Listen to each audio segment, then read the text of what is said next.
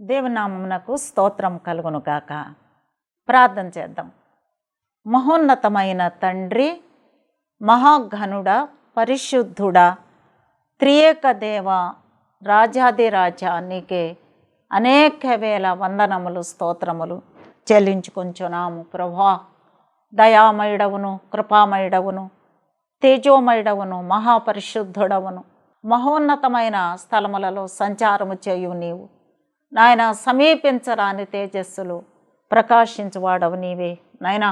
ఇదిగో ప్రభువా, ఈ యొక్క సమయమందు నాయన నిన్ను జ్ఞాపకము చేసుకున్నట్లుగా నీ యొక్క విషయములు, నీ మహిమగల కార్యములు వర్ణించటానికి నాకు శక్తిని దాయిచ్చి వినుచున్న ప్రతి ఒక్కరికి నాయనా ప్రభువా, నీ తీర్పు, నీ యొక్క అందులోని మహిమ, నీ బహుమానములు తెలుసుకున్నట్లు కృప చేయవలనని యేసయ్య నామమును బట్టి ప్రార్థించి వేడుకున్నాను తండ్రి, ఆమేన్. మొదటి తెస్సలోనిక పత్రిక 4వ అధ్యాయము 13వ వచనాన్ని చూద్దాం. సహోదరులారా, నిరీక్షణ లేని ఇతరుల వరే మీరు దుఃఖపడవద్దు అంటూ మనము లోకంలో జీవిస్తూ ఉండగా దేవుడిచ్చిన ఈ యొక్క చక్కటి అద్భుతకరమైన జీవితంలో బాల్యావస్థ, యవనదశ, అలాగే మరి వృద్ధాప్యం, దేవునిని చేరే దశ ఉన్నది. మనము తల్లి గర్భములో అండమై మరి పిండమై ఉండగా దేవుని మహిమ కలిగిన, ఆ మహాత్యం కలిగిన ఆ యొక్క గర్భములో మనము చిన్నవారంగా ఉంటున్నప్పుడు కూడా అనేక విషయాలు ధ్యానిస్తూ ఉండగా మనకు కొద్ది దినములు కానీ నిరంతరము తమ బ్రతుకు దినములన్నిట ఆయనను స్తుతిస్తూ ఉంటేనే, మహింపరుస్తూ ఉంటేనే, ఆయనకి ఇష్టమైన రీతిలో ఆయన కొరకైన జీవితం ఆయన కోరినట్లుగా జీవిస్తుంటేనే వివరించగలం. కానీ లేకపోతే మాత్రం మనము ఆయన యొక్క ప్రేమను, ఆయన జ్ఞానాన్ని మనము వర్ణింపశక్యముగా ఆయన మహిమను మనము వివరించటానికి ఎవరికి శక్తి ఉండదని మనం చేసుకుంటూ ఉన్నాను. హల్లెలూయా. మనము నిరీక్షణ లేని వారం కాదు, మనము దుఃఖపడకుండా ఉండుటకై యేసు మరి నిద్రించుచున్న వారిని గూర్చి మీకు తెలియకుండాట మాకు ఇష్టం లేదంటూ ఆయన ఒక మాట అంటూ ఉన్నాడు. ఏమనంటే, దేవుని బిడ్డలారా, ఈ లోకములో అన్ని సిరి సంపదలేమి, ఆ దేవుడు ఇచ్చేటటువంటి మరి ఆనంద మహోత్సవాలు, ఆహారము, ఆయన ఇచ్చేటటువంటి ఆ సంపదలు, చదువు, జ్ఞానము, ఈ లోకంలో మనం జీవిస్తూ ఉండగా మనకు ఆయనను బట్టి కలుగుచున్న గొప్ప ఆనందము, ఆయన సన్నిధిలో మనము దీవించబట్టమన్నీ ఉంటాయి. కానీ మరణించిన వారిని కూర్చి, నిద్రించుచున్న వారిని కూర్చి దుఃఖపడటం లేక తెలియకుండటం నాకు ఇష్టం లేదంటూ యేసు మృతి పొంది తిరిగి లేచానని మనము నమ్మిన ఎడల కనుక బైబిల్ అంతటికీ కూడా చాలా ముఖ్యమైన మాట, ఆధారమైన మాట దేవుని యొక్క పునరుత్థాన బలమే. దేవునికి వందనాలు, స్తోత్రాలు, హల్లెలూయా. మన దేవునిని కూర్చున్నటువంటి ఆనందం, ఆయన జీవించాడు, తర్వాత ఆయన శిలువ మరణం పొందాడు, తర్వాత మోక్షమునకు ప్రదాతయ్యై ఆయన ఎన్నో మేలులు చేసి మోక్షమిచ్చి మనకు పునరుత్థాన మహిమలో ఆయన తిరిగి లేచి ఉన్నాడు. హల్లెలూయా. మన కొరకు యేసు మృతి పొంది తిరిగి లేచినని మనము నమ్మినడల అదే ప్రకారము యేసునందు నిద్రించిన వారిని దేవుడు ఆయనతో కూడా వెంటబెట్టుకొని వచ్చును. Praise the lord. కనుక మేము ప్రభు మాటను బట్టి చెప్పినదేమనగా, ఆయన రాకడ వరకు సజీవులమై నిలిచియుండు మనము నిద్రించుచున్న వారందరికంటే ముందుగా ఆయన సన్నిధిని చేరము. యేసు మృతి పొంది తిరిగి లేచనని మనము నమ్మినడల కనుక పునరుద్ధాన బలముతో ఉన్న ఆయన శక్తిని బట్టి, ఆయన బలమును బట్టి, యేసు క్రీస్తు వారి యొక్క మహిమను బట్టి మనము తెలుసుకుంటుంటే ఆయనలో ఉన్న అన్నిటిలో ఒకే ఒక త్యాగము, అద్భుతం ఏదంటే ఆయన పునరుద్ధానుడు, చనిపోయి తిరిగి లేచినవాడు, మహిమ గల రాజు. హల్లెలూయా. మొదటి తెస్సలోనిక 4:16 వచనం చూస్తే, ఆర్భాటముతోను, ప్రధాన దూత శబ్దముతోను, దేవుని బోరతోను పరలోకము నుండి ప్రభువు దిగి వచ్చును. Praise the lord. హల్లెలూయా. కనుక దేవుడు మనలను తీసుకొని వెళ్ళటానికని, మనము మరణించగా, మనము పాతిపెట్టబడగా, దేవునికి ఇష్టమైన రీతిలో చక్కగా మనము సమాధి చేయబడి, మనము మన శరీరములను జాగ్రత్తగా మన యొక్క వేద గ్రంథములో వ్రాయబడి ఉన్నట్లుగా, బైబిల్ గ్రంథములో వ్రాయబడి ఉన్నట్లుగా మన యొక్క శరీరమును భద్రము చేయాలి. ఎవరూ కూడా శరీరములను పాడు చేయకూడదు. మరణించిన శరీరములను భద్రము చేయాలి. పరిశుద్ధ గ్రంథంలో అన్ని చోట్ల ఆ యొక్క శరీరములు అవి భద్రము చేయబడినాయి, అలాగే పరిశుద్ధపరచబడుతున్నాయి. అవి స్నానములు ఆచరించి వాటికి మంచిగా ఒక సమాధి పెట్టెలో, ఒక పరిశుద్ధమైన స్థలములలో వాటిని భద్రపరచి దేవాలయమునకు తీసుకొని వెళ్ళి వారిని మంచిగా సమాధి చేసి భూమిలో పాతి పెట్టబడినప్పుడు వారి పేర్లు వ్రాయబడి వారి యొక్క చిహ్నములన్నీ కూడా భద్రము చేయబడటం మనకు తెలుసు. కనుక భూస్థాపితమైనటువంటి ఆ ప్రాంతములను మంచి గోడలతో నిర్మితం చేస్తూ ఉన్నారు, అలాగే పేర్లు వ్రాస్తూ ఉన్నారు. కనుక మానవుల యొక్క జీవితం జీవిస్తూ ఉండగా ఎంత సంతోషంగా, ఆనందంగా, మహిమకరంగా జీవిస్తామో, మరణించిన వారు కూడా చాలా ఒక గొప్ప మహిమను చూస్తారు. అదేదంటే ప్రభువు ఆ ఇంటికి వస్తాడు. కనుక మరణించిన మన జీవితంలో మన దేశం ముఖ్యమే, ప్రజలు ముఖ్యమే, మన భాష ముఖ్యమే, జాతి ముఖ్యమే. మనం జీవిస్తున్న మన ఊరు కానీ పట్టణము కానీ మనము వెళ్ళే ప్రతి స్థలములో వెళ్ళి వస్తూ ఉంటాం. అలాగే పుట్టిన ఊరికి వస్తూ ఉంటాం, తిరిగొచ్చి ఉంటాం. దేవుడిచ్చిన గొప్ప సృష్టిలో ఈ జీవితంలో దేవుడు మహిమను మనకి ఇవ్వగా మనం జీవించిన విధానము ఒకటి, కానీ మరణించిన తర్వాత మన జీవితము చాలా పరిశుద్ధమైందని వ్రాయబడింది. కనుక ప్రభువు అది శాశ్వతమైన జీవితమని, అది షాలేం రాజు పట్టణములో నిరంతరము జీవించే, యుగ యుగములు జీవించే పరిశుద్ధ పట్టణములో, బంగారు వీధుల్లో ఆ యొక్క షాలేం రాజు యొక్క మహిమ కలిగిన సన్నిధిలో నివసించటం దేవుని చిత్తమైనది. దేవునికి స్తోత్రము. జీవము కలిగినటువంటి ఆ పరిశుద్ధ పట్టణంలో మనం జీవిస్తూ ఉన్నాం. అందుకనే ప్రభువు మనల్ని తీసుకొని వెళ్ళటానికి ఆయన 3 విషయాలు మనకు చెప్పాడు. ఒకటి, ఆర్భాటముతో వస్తాడు. ప్రైజ్ ద లార్డ్, హల్లెలూయా. ఆర్భాటముతో. కనుక ఈ విషయం తెస్సలోనిక పత్రికలో వివరిస్తూ ఉండగా ఈ విషయం మీతో మనవి చేసుకుంటూ వివరించాలనుకున్నాను. అదేదంటే ఆయన తన యొక్క పెండ్లి కుమార్తెను తీసుకొని వెళ్ళటానికి, రక్షించబడినటువంటి సమూహాలని తీసుకొని వెళ్ళటానికి ఆయన అత్యధికమైనటువంటి ఆ యొక్క తన జీవితంలో బైబిల్ బోధ అన్నిటిలో కూడా మరణించిన వారిని ఆయన మధ్యాకాశంలో కలిసికొని మేఘముల మీద తీసుకొని వెళ్ళటం అనేది చాలా మహిమ కలిగిన సంగతిగా, అలాగే చాలా స్తుతించగలిగిన సంగతిగా, గుర్తుపెట్టుకోవలసిన సంగతిగా, మనమందరం ఎదురు చూసే సంగతిగా ఆ యొక్క సమాధానపురానికి, పైనున్న యెరూషలేముకి, ఆ ప్రతిష్ఠితమైన పట్టణానికి, ఆ ధవళ సింహాసనం ఉన్న చోటికి వెళ్ళటానికని మనల్ని దేవుడు సిద్ధపరుస్తున్నాడు. సైన్యములకు అధిపతి యెహోవా పట్టణమని, పరిపూర్ణ సౌందర్యము కలిగిన ఆ పరమ యెరూషలేము మనకు తల్లి, పైనున్న యెరూషలేం మనకు తల్లి అని వ్రాయబడింది. దేవునికి వందనములు, హల్లెలూయా. ఆ న్యాయాధిపతి యొక్క ఆ న్యాయపీఠం యొద్దకు, ఆ బంగారు ఆ సింహాసనముల యొద్దకు, ఆ బంగారు వీధుల యొద్దకు మనం వెళుతూ ఉండగా మనము పోరాడు వారముగా, వధువు సంఘ సభ్యులుగా, వాగ్దానపు బిడ్డలుగా, సియోను కొండపైకి ఎక్కువ వారముగా, క్రొత్త నిబంధనకు మధ్యవర్తి అయిన యేసుక్రీస్తు వారిని కలుసుకోవటానికి మన ధ్యేయం. జీవితకాలం అంతా మన ఆశ. కనుక మన జీవితములలో మన యొక్క మరణించిన తర్వాత ఉండే జీవితమే శాశ్వతమైనదని, అంతేకాకుండా ఆ జీవితంలో మనం చూస్తే గమనించగల సమీపించరాని తేజస్సులు ప్రకాశించేటటువంటి తేజోవాసుల స్వాస్థ్యము అని వ్రాయబడింది. Praise the lord. అంతేకాకుండా జీవగ్రంథంలో పేరుండాలా, దైవ ప్రత్యక్షత కలిగి ఉండాలా, యెహోవా కట్టించిన ఆ సియోనుపురానికి వెళ్ళాలి, మంచిదే. ఆ నీతి గల పట్టణము, మన దేవుని పట్టణము సియోనుపురము అనేటటువంటి ఆ శాంతి గల ఆ షాలేం రాజు పట్టణమునకు వెళ్ళటానికని మన జీవితం అంతా ఎదురు చూపులతో మనం కొనసాగించుకుంటున్నాం. Praise the lord. దేవునికి వందనాలు, హల్లెలూయా. దేవునికి స్తోత్రం, హల్లెలూయా. సీనాయి కొలిమి వల్లే, మెడగది బలిమి వల్లే, మండు పోద మలుపు వల్లే, పౌలు శీల స్తుతుల వల్లే, పరిశుద్ధాత్మ దిగి రమ్మయ్యా, పరిశుద్ధాత్మ దిగి రమ్మయ్యా, హల్లెలూయా. దేవునికి వందనాలు.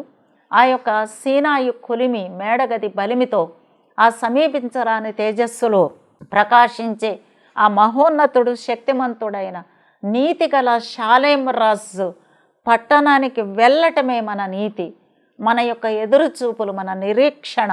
కనుక నిరీక్షణ కలిగిన ఇతరుల వలె ఉంటుంటే మనము నిరీక్షణ లేనటువంటి వారు కొందరు ఉంటారు. అసలు ఇంతవరకే మరి భూమి మీద కొంతకాలమే జీవితం అని చెప్పేవాళ్ళు ఉంటారు. అలాగే మరి భూమి మీద ఒక తర్వాత మరణించినాక వారు ఒక కుక్క వలె లేక జన్మం ఎత్తుతారు, ఒక జంతువుల వలె కొంతమంది అంటూ ఉంటారు.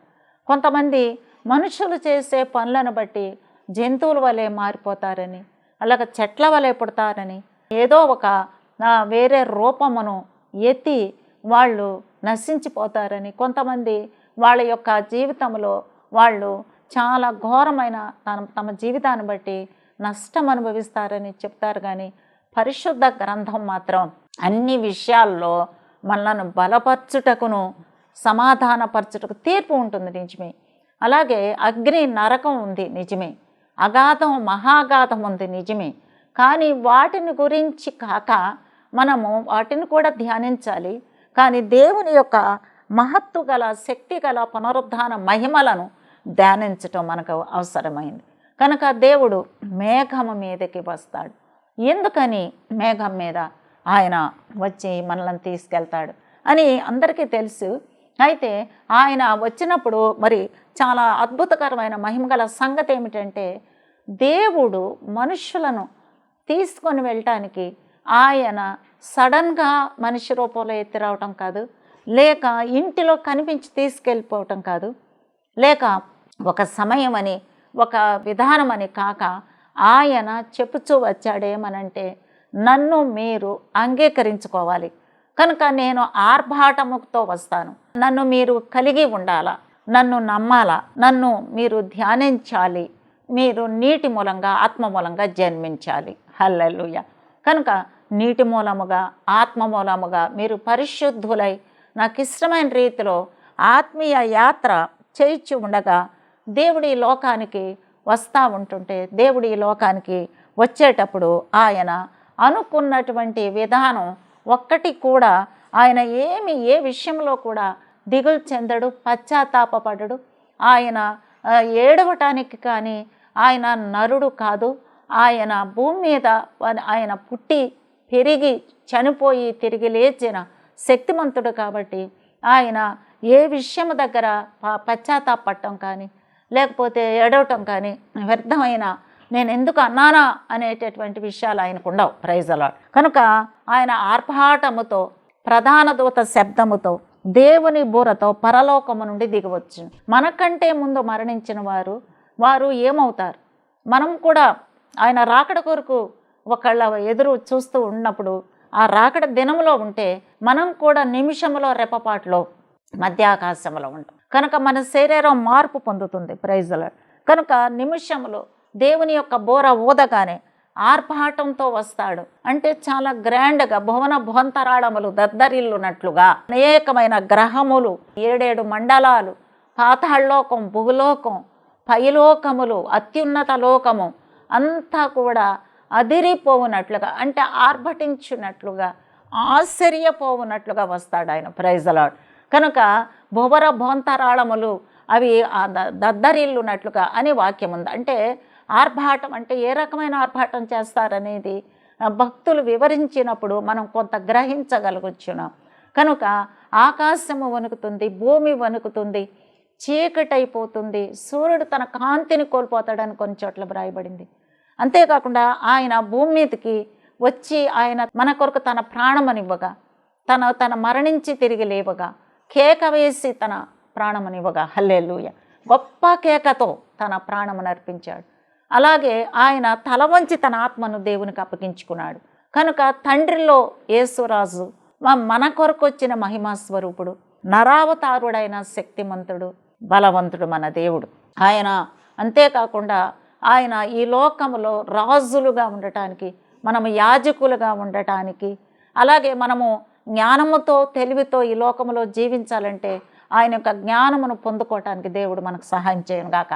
కనుక దేవుడు చెప్పాడు, మీకు జ్ఞానం ఇస్తాను, తెలివినిస్తాను, యెహోవా యందలి భయము పవిత్రమైనది, అది జ్ఞానమునకు మూలము. ఆయన యందు భయభక్తులు కలిగి ఉంటే జ్ఞానం వస్తుంది, తెలివి వస్తుంది, నడిపింపు వస్తుందని వ్రాయబడింది. దేవునికి స్తోత్రం, స్తోత్రం. కనుక దేవుని విషయాల్లో ఈ మాట మనం ధ్యానం చేస్తామంటే, ఆర్భాటముతోనూ ప్రధాన శబ్దముతోనూ దేవుని బోరతోనూ పరలోకము నుండి ప్రభు దిగి వచ్చును అని ఉంది. కనుక దిగి వస్తున్నాడు, మంచిదే. ఎలా దిగి వస్తున్నాడు, ఏ విధము చేత అంటే ఆయన తన విషయాలు వాగ్దానములు పూర్తి చేశాడు. కన్యక గర్భములో పవిత్రుడిగా జన్మించాడు. Praise the lord, hallelujah. కనుక ఆయన పరిశుద్ధుడిగా జన్మించాడు. అప్పుడు కూడా అనేక అద్భుతాలు జరిగినాయి. అందరూ తన చుట్టూ ఉన్నారు.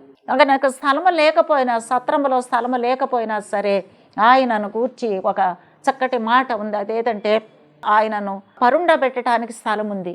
అలాగే ఆమె అప్పుడే ప్రసవమైనటువంటి స్త్రీ కాబట్టి దేవుడు ఆమెకు శక్తినిచ్చాడు. యోసేపుకి అలాగే గొల్లలు వచ్చి అనేక రకమైన జంతువులను, అనేక రకములైనటువంటి గొర్రె మేకలను వారు కానుకలుగా ఇచ్చినప్పుడు వాళ్ళ యొక్క కుటుంబానికి ఏం కొదవ కాలేదు. ఆయన నాజీరు చేయబడినప్పుడు ఏమీ కొదవ కాలేదు. అనేక సంవత్సరాలు ఆయా స్థలాలకు వెళ్ళి ఐగుప్తుకి, నజరేతుకి అని సంచారం చేసినప్పుడు వాళ్ళు జ్ఞానులు తీసుకొని వచ్చిన బంగారం, బోళం, సాంబ్రాణి వస్తువులలో వారి కొరకు తీసుకొని వచ్చినటువంటి మహిమ గల గొప్ప వస్తువులు ఆకాశములో నక్షత్రాన్ని చూసి ప్రయాణం చేసిన జ్ఞానులు తెచ్చారు. కనుక భూమి మీద ఎవరికైనా ప్రయాణాలు చేసి బంగారం ఇచ్చారా? ఎవరికైనా దేవదూత వచ్చి మాట్లాడితే ఆ యొక్క బాల శిశువును చూసారా? అలా కాదు కదా. కాబట్టి చాలా మర్మముతో కూడిన, అద్భుతములతో కూడిన వాగ్దానములు చెప్పబడి అవి నెరవేర్చబడి మనము కళ్ళారా వాటిని చూడగా కొందరు ఆ దినములలో జీవించారు. ఇప్పుడు మనం ఆత్మతో దేవుని విషయాలను గ్రహించుకుంటున్నాం. దేవునికి వందనములు. బుద్ధి విజ్ఞాన సర్వ సంపదలు ఆయన ఎందుకు గుప్తమై ఉన్నవి. Praise the lord. అలాగే శక్తి, జ్ఞానము, ఇంద్రియ నిగ్రహం గల ఆత్మ చేత నడిపించబడుతున్నాం. దేవునికి అనేక వేల వందనాలు, స్తోత్రాలు. హల్లెలూయా. కనుక మేఘముల మీద ప్రత్యేకమైన రీతిలో ఆయన జన్మించారు. ఆయన ఒక యజ్ఞ పశువులే ఆయన హింసించబడి, దూషించబడి, చర్మం మీద అనేక గాయములు పొందారు, పంచ గాయములు పొందారు, తలపైన ముళ్ళ కిరీటమును ధరించినారు. పాప పరిహారము చేయటానికని అందరి పాపములు పరిహారార్థమై సర్వపాప పరిహార రక్త ప్రోక్షణం ఆవశ్యకం, తద్రక్తం పరమాత్మైన పుణ్యదాన బలియాగం అన్నట్లుగా అనేకమైన వేదాల్లో, అలాగే భూమి మీద ఉన్న గ్రంథాల్లో, చరిత్రకారులు చెప్పిన విషయాల్లో, జ్ఞానులు చెప్పిన విషయాల్లో దేవునిని యేసయ్యను గూర్చి చెప్పకుండా ఎక్కడా లేదు. హల్లెలూయా. ఎందుకంటే ఆయన అన్ని పాపములు క్షమించడానికని ఆయన యథార్థవంతుడిగా, నమ్మకస్తుడిగా, పరిశుద్ధుడిగా, ఏ మనిషిలాగా కాకుండా పోలిక లేని జన్మమెత్తారు. కన్యకకు జన్మించారు. రెండవదిగా ఆయన జన్మమును గురించి గబ్రియేలు, మిఖాయేలు దూతలు ప్రకటించారు. గబ్రియేలు దూత వచ్చి మీరు వెళ్ళి ఒక లోకరక్షకుని చూడవలనని చెప్పి ఉన్నది. హల్లెలూయా. యోసేపుతో దేవదూతలు మాట్లాడారు, మరీతో మాట్లాడారు. Praise lord. కనుక ఊరికే ఏదో ఒకట్లేని సామాన్యమైన స్థితి కాదు ఆయన జన్మము. కనుక ఆయన జన్మమును నిరీక్షించటానికి, చూడటానికి అనేకమైన వాగ్దానాల నుంచి అనేక మంది గొప్ప జ్ఞానులు వారు చాలా నెలలు ప్రయాణము చేసి, సుమారు 1000 మైళ్ళు ప్రయాణము చేసి, వాళ్ళు తమకు తోచినటువంటిది కాక ఆత్మీయమైన అర్థముతో వాళ్ళు ఆకాశంలో నక్షత్రం దాని నడకను గమనించగా బోళం ఇచ్చారు, సాంబ్రాణి ఇచ్చారు, బంగారం ఇచ్చి ఆయనకు నమస్కారం చేసి సాగిలపడి మొక్కారు. సత్రంలోని ప్రజలు మొక్కారు. అలాగే జూలియాస్, కెప్లర్ అనే మహాభక్తులు, రకరకములైనటువంటి శాస్త్రజ్ఞులు గమనించారు, దేవాలయాలు కట్టారు. ఆయన యొక్క హింసించబడిన ప్రతి చోట దేవాలయం కట్టబడును. కనుక దేవుడు మహిమ గలవాడే కానీ మనుష్యులు పోల్చినట్టుగా కాక, మనుషులు వివరించినట్లుగా కాక, మనుష్యులు ఎంత గొప్పగా వర్ణిస్తే అంత గొప్పగా మంచి యజ్ఞ పశువుని ఇవ్వాలి. కుంటిది కానీ గుడ్డిది కానీ ఏమాత్రం కూడా లోపము లేని యజ్ఞ పశువును, నీవు మంచి దూడను, గొర్రెను తీసుకొని వచ్చి నాకు అర్పించాలని దేవుడు చెప్పాడు. అన్నిట్లో శ్రేష్టమైన జంతువులు, శ్రేష్టమైన పండ్లు, శ్రేష్టమైన పదార్థములు, మంచివి, మంచి ముఖ్యమైన వాటిని, తొలిచూలు వాటిని, మొదటి వాటిని, ఫలములను నాకు అర్పించుడు అన్నాడు. దేవుడు లాస్ట్వి తీసుకొని రండి, లేక మీరు తినేసినాక లాస్ట్వి ఆ వెనకాతలవి అన్నీ తినేసినాక ఎంగిలి పళ్ళాల్లో ఎంగిలిగా చేయబడి అనామకంగా ఉన్న వ్యర్థమైన దానిని ఏది కూడా మళ్ళీ అలా చేయొద్దని చెప్పాడు. అతి పవిత్రంగా పరిశుద్ధంగా ఇవ్వాలి నాకు అని చెప్పాడు. శ్రేష్టమైనవి ఇవ్వాలని చెప్పాడు. మొదటి ఫలములు ఇవ్వాలని చెప్పాడు. Praise lord. కనుక దేవునికి కావలసింది నీవు పవిత్రపరచబడిన వ్యక్తిగా. కనుక నీకు పవిత్రత ఎక్కడి నుంచి వస్తుంది? నీకు సంపూర్ణత్వం ఎక్కడి నుంచి వస్తుంది? సంపూర్ణమైన బిడ్డ వలె నీవు ఎప్పుడు ఉంటావు అంటే నీవు ఆ యొక్క పరిపూర్ణమైన పరిశుద్ధమైన రక్షణను పొందుకుంటేనే. Praise lord. కనుక యేసుక్రీస్తు ద్వారా రక్షణను పొందుకొని నీవు రక్షించబడి పవిత్రం చేయబడిన నీటిలో మునిగి లోకములో స్నానం చేసి పరిశుద్ధాత్మ చేత నడిపించబడాల. అప్పుడు నీవు పరిపూర్ణ వ్యక్తి వలె ఉంటావు. సంపూర్ణ సౌందర్యము కలిగిన షాలేం రాజు కుమార్తె వలె నీ వర్ధిల్లుచున్నావు. హల్లెలూయా. నీకున్న పేరు ఏమిటి అని చూస్తే అత్యంత పరిశుద్ధమైనటువంటి సమీపించరాని తేజస్సులో ప్రకాశించే మహాత్ముడు, శక్తిమంతుడు, బలవంతుడైన నజరేయుడగు యేసు అనే మన రక్షకుని బిడ్డలుగా మనం ఈ లోకంలో జీవిస్తున్నాం. కనుక మనకు ఆనందం ఉందని కాదు, మన తల్లిదండ్రులని కాదు, అక్క చెల్లెళ్ళని కాదు, ఏ యొక్క విషయము కూడా నీకు రక్షణ కంటే ఎక్కువగా నిన్ను మోసపరచకూడదు. నీకు ఒక నిరీక్షణ ఉన్నది. Praise lord. కనుక నీకున్న ఒకే ఒక నిరీక్షణ ఏదంటే ఆర్భాటముతో వచ్చాడు ప్రభు. ఒక పెళ్లి కూతురుని తీసుకొని మనం వెళ్తున్నప్పుడు మనము ఊరికే కొంచెం వాళ్ళు పెద్దవాళ్ళు గొప్పవాళ్ళు రకరకాలుగా ఎలాగ రిసీవ్ చేసుకుంటున్నారు, ఎలాగ పెళ్లి విందులు సెలబ్రేట్ చేస్తున్నారు. యేసయ్య నీ యొక్క పెళ్ళి సెలబ్రేట్ చేస్తున్నాడు. ఆమేన్. నీ యొక్క పెళ్ళి సెలబ్రేట్ చేయడానికి, నీ యొక్క మహిమను చూసుకొని మురిసిపోవడానికి ఆయన వస్తూ ఉన్నాడు. నిన్ను చూసి ఆనందించడానికి, నీ తెల్లదుస్తులు చూడటానికి వస్తూ ఉన్నాడు, నీ రెక్కలు చూడటానికి వస్తూ ఉన్నాడు, నీ మహిమ శరీరాన్ని ఆయన అభిషేకిస్తూ ఉన్నాడు. హల్లెలూయా. కనుక దినము స్తుతించుకుంటున్నావు. నువ్వు అర్ధరాత్రి కూడా ఎందుకు స్తుతులు చెప్తున్నావు? వేకువజాములు ఎందుకు లెగుస్తున్నావు అంటే ఆయన చేసిన మేలు కొనియాడదగినది. దేవుడు లోకమును ఎంతో ప్రేమించానని వాక్యం ఉంది. ఎంతో అనే మాటలు బైబిల్ గ్రంథం మొత్తం ఎంతో అనే మాటలు వర్ణించబడిను. Praise lord. కనుక ప్రధాన దూత శబ్దము. హల్లెలూయా. కనుక ఆర్భాటం చేస్తాడు. ప్రధాన దూత మిఖాయేలు చేసేటటువంటి ఆ శబ్దము, ఆ యొక్క ప్రళయము, ఆ బూరలు, ఆ యొక్క విషయాలన్నీ మనము ఊహించుకున్నప్పుడు దేవుడు దర్శనం ద్వారా నీతో మాట్లాడును గాక. కనుక నీ ఊహల్లోనే నువ్వు నింపబడుతున్నావు. హల్లెలూయా. నీలో శక్తికి మించిన ఊహలు నీకు దేవుడు ఇస్తూ ఉన్నారు. కనుక సమీపించరాని తేజస్సులు ఎలా ప్రకాశిస్తాడు, అలాగే నీ ఆనందం, సంతోషం, నీ పరిపూర్ణత్వం చేయటానికని దేవుడు నీలో ఉంటున్నాడు. హల్లెలూయా. బయట కాదు ఉండేది. నీ కుడి ప్రక్కన యెహోవా నీకు నీడగా ఉన్నాడు, అన్ని ప్రక్కల ఆవరించి ఉన్నాడు. కనుక నీ కొరకు ఆ గొప్ప దేవుని యొక్క సముఖమునందు దేవునిని కూర్చి ఉత్సహించటానికి, స్తుతించటానికి 4 దూతలు ఎల్ల వేళలా స్తుతిస్తున్నారు నేను గురించి. Praise lord. అందుకనే దేవుడు రేపు నిన్ను తీసుకొని వెళ్ళటానికి చిన్న పడవ కానీ లేక ర్యాకెట్ కాదు, చిన్నది పెద్దది బలము లేనిది అలాంటిది కాకుండా ప్రపంచం మొత్తంలో ఏ నరుడు ఎన్నడూ ఊహింపనంత మహిమ గల చక్కని షాలేం రాజు నిన్ను ఒక పెళ్ళి కూతుర్ని ఊరేగించినట్లుగా తీసుకొని వెళ్ళును గాక. ఆమేన్. హల్లెలూయా. ఎప్పుడు తీసుకెళ్తాడో తెలుసా? ఎలా తీసుకొని వెళ్తూ ఉన్నాడు, ఏ విధంగా నిన్ను తీసుకొని వెళ్తాడు అని చూస్తే ఇక్కడ వాక్యం ఉంది. నీవు ఆయనను కూర్చిన ఆలోచనలు, ఆయనను కూర్చిన మహిమ గల జీవితమును బట్టి నీవు ఆయన మహింపరచు, ఆయన నేను హెచ్చిస్తాడు తప్పకుండా. ప్రైజ్ అలాడ్. హల్లెలూయా. నువ్వు సజీవులమై నిల్చుండు. మనము ఆర్భాటంతో, ప్రధాన శబ్దంతో, దేవుని బోరుతో వెళుతూ ఉంటాం. కనుక ఈ లోకంలో ఆర్భాటం కావాలి కదా పెళ్ళికి. అలాంటి ఆర్భాటం ప్రభు నీకు చేస్తున్నాడు. ఆయనకు లోబడి ఉండాలి.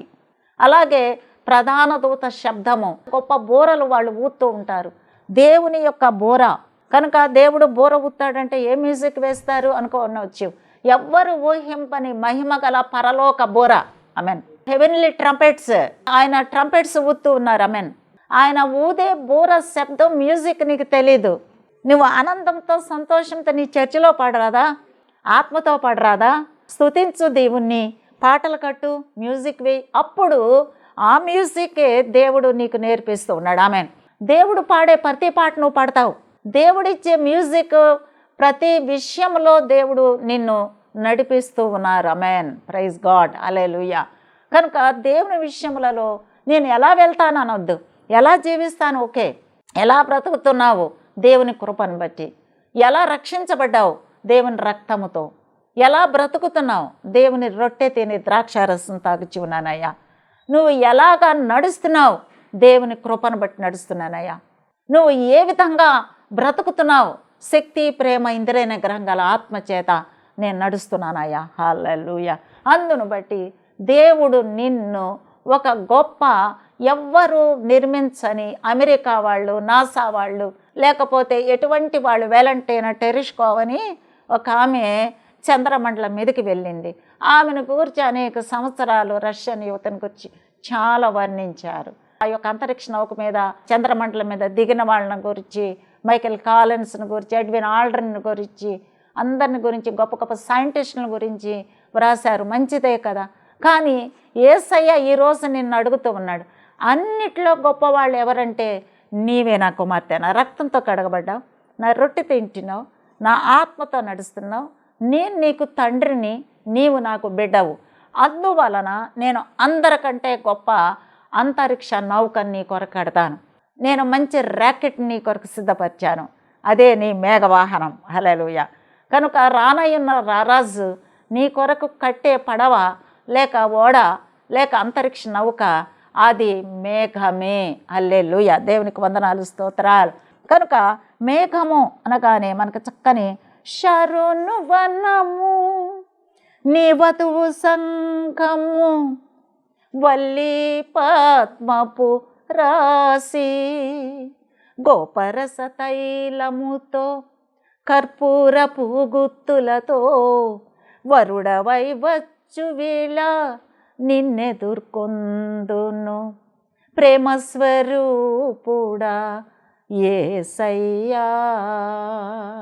దేవుడి కొద్ది మాటలు దీవించను గాక. ప్రార్థన చేద్దాం. మహిమాన్వితుడా, తేజోమయుడా, కరుణామయుడా, శక్తి బలము కలిగిన మా యేసురాజా, షాలేంరాజు పట్టణములో మేము నివసించడానికి కానీ ఎంతో ఆశతో ఎదురు చూస్తూ ఉండగా నీ మేఘాల మీద నాయన మేఘాంధకారములు కమ్ముకొని, నేను 97వ కీర్తనలో ఉంది, మేఘ స్తంభములు నన్ను ఆదుకున్నవని అంటున్నాడు. మోషే అంటున్నాడు, యా నాతో మాట్లాడవా అనగానే ఇదిగో నేను నీతో మాట్లాడుతున్నానని మేఘం ద్వారా మాట్లాడినవాడా.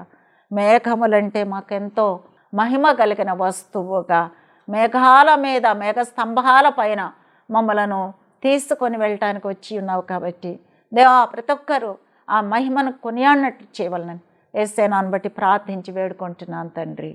ఆమేన్. వందనాలు.